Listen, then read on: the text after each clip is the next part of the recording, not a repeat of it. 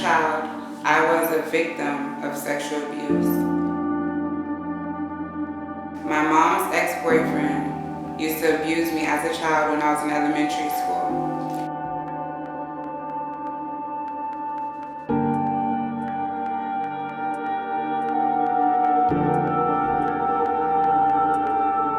I was afraid to tell because he would threaten me and say things like, if you ever tell anybody, I'm gonna kill you.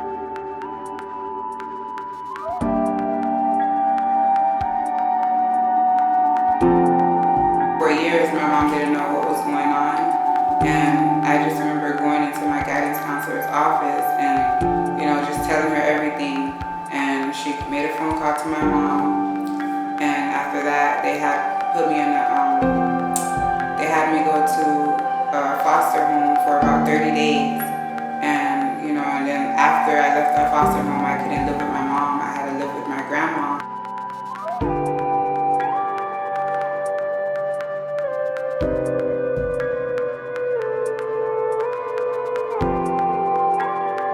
It really broke me as a child, and so being with my friends, they didn't know what was going on, and I just didn't feel like I had anybody to talk to. Nobody understood what I was going through, and it was just very painful. And I learned how to just cover up the pain by making my friends laugh and just being that comedian person out of the crowd. This was the room that was my mom's ex-boyfriend's brother's room. He rented a room where he was living in this room, and he also was one of the attackers or abusers. And late at night, he'd come in my room and make me come over to his room, and this was the room where some of it would take place as well.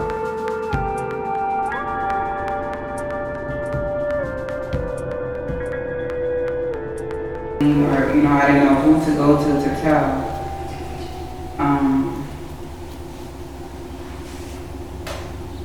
And then he'd say things like, when you grow up, how many kids do you want? I'll buy you a house, I'll buy you a car.